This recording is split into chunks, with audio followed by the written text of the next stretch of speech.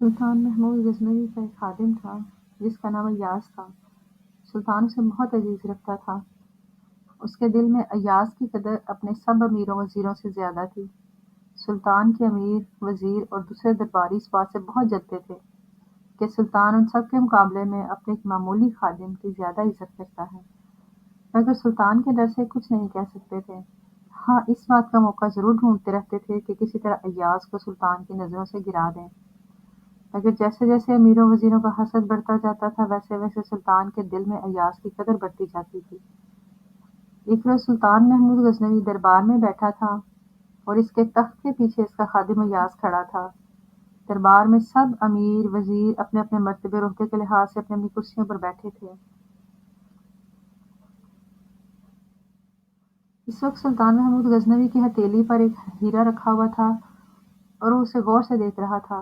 یہ سلطان کے خزانے کا سب سے قیمتی ہیرا تھا اور اس کی قیمت کئی لاکھ روپے تھی۔ سلطان کچھ دیر تک ہیرا دیکھتا رہا، پھر اپنے پاس بیٹھے ہوئے وزیر کی طرف بڑھا دیا۔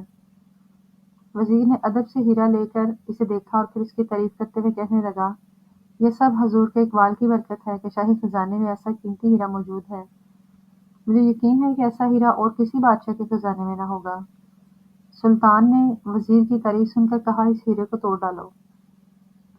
وزیر کانوں کو ہاتھ لگاتے ہوئے کہنے لگا، توبہ توبہ حضور، میں اس سے قیمتی ہیرے کو توڑنے کی گستاخی نہیں کر سکتا۔ سلطان نے ہیرا وزیر کے ہاتھ سے لے کر ایک اور وزیر کو دیا۔ اس نے بھی ہیرے کی تعریف کی۔ سلطان نے اسے بھی ہیرا توڑنے کا حکم دیا۔ اس نے بھی وہی جواب دیا جو پہلے وزیر نے دیا تھا۔ سلطان نے اس طرح وہ ہیرا اپنے تمام درباریوں میں گھمایا۔ سب امیروں وزیروں نے اس کی تعریف کی اور اسے توڑنے سے انکار کر دیا۔ تمام درباریوں میں گھمانے کے بعد سلطان نے وہ ہیرا ایاز کو دکھایا۔ دوسرے درباریوں کی طرح اس نے بھی ہیرے کی تعریف کی۔ اس کے بعد سلطان نے اسے بھی وہی حکم دیا، ایاز، اس ہیرے کو توڑ ڈالو۔ ایاز نے اسی وقت ہیرا فرش پر رکھا اور اس پر ایک پتھر اس پر دے مارا۔ ہیرا ٹکڑے ٹکڑے ہو گیا اور اس کے ریزے فرش پر بکھر گئے۔ سارے دربار میں سناٹا چھا گیا۔ امیر وزیر حیرانی اور غصے سے ایاز کی طرف دیکھتے رہے۔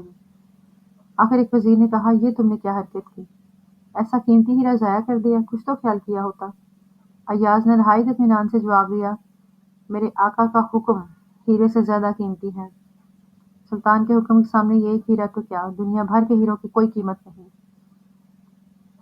یہ سن کر سلطان بہت خوش ہوا۔ پھر اس نے اپنے درباریوں سے کہا، کیا اسی لیے تم ایاز سے حسد کرتے ہو؟ تم نے ہیرے کی قیمت کا تو خیال کیا مگر میرے حکم کا کوئی خیال نہیں کیا۔ ایاز نے ہیرا ضرور توڑا ہے لیکن میرا حکم نہیں توڑا۔ اس کی یہی وہ خوبی ہے جس کی وجہ سے میں اسے عزیز رکھتا ہوں۔